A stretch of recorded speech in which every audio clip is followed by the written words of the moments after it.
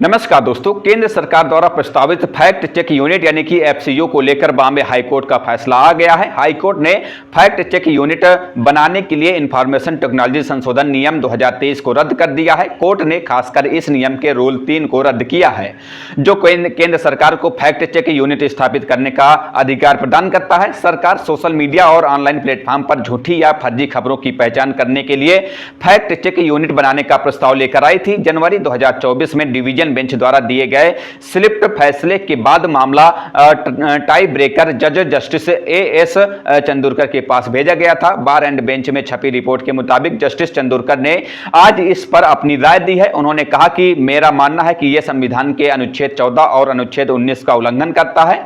आपको बता दें कि केंद्र सरकार ने 20 मार्च 2024 को फैक्ट चेक यूनिट बनाने का नोटिफिकेशन जारी किया था। इस नोटिफिकेशन पर सुप्रीम कोर्ट ने रोक लगा दी थी। यह रोक तब तक के लिए लगाई गई थी जब तक बॉम्बे हाईकोर्ट इस मामले में दायर याचिकाओं पर सुनवाई न कर ले।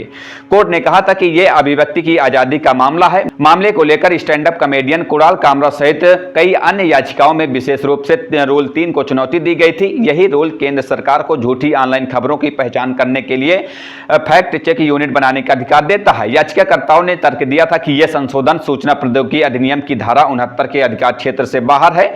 इसके साथ ही संविधान के अनुच्छेद 14 यानी कि समानता का अधिकार और अनुच्छेद 19 के फर्स्ट के जी यानी कि कोई भी पेशा अपनाने या कोई व्यवसाय व्यापार या कारोबार करने की स्वतंत्रता का उल्लंघन करता है।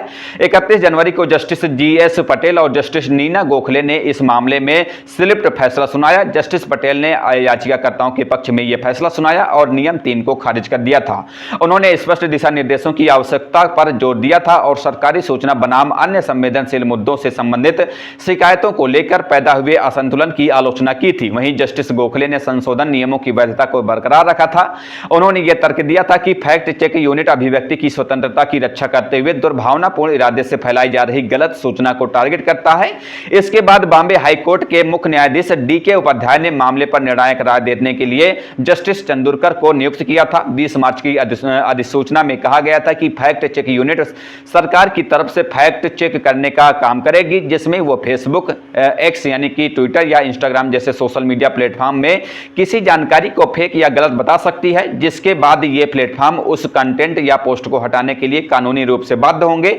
साथ ही इंटरनेट से उसका यूआरएल यानी कि चैनल भी ब्लॉक करना होगा। ये फैक्ट चेक यूनिट सूचना प्रौद्योगिकी नियम 2023 यानी कि information and technology rules of 2021 में संशोधन के बाद लाई गई थी। इससे पहले केंद्र सरकार ने कहा था कि मामले की सुनवाई पूरी होने तक वो फैक्ट चेक यूनिट की अधिसूचना जारी नहीं करेगी। बहरहाल इस खबर पर इतना ही। आपकी क्या राय है हमें कमेंट करके जरूर बताइएगा। मिलते हैं किसी नई खबर के साथ, तब तक के लिए बहुत बहुत धन्यवाद, शुक्रिया।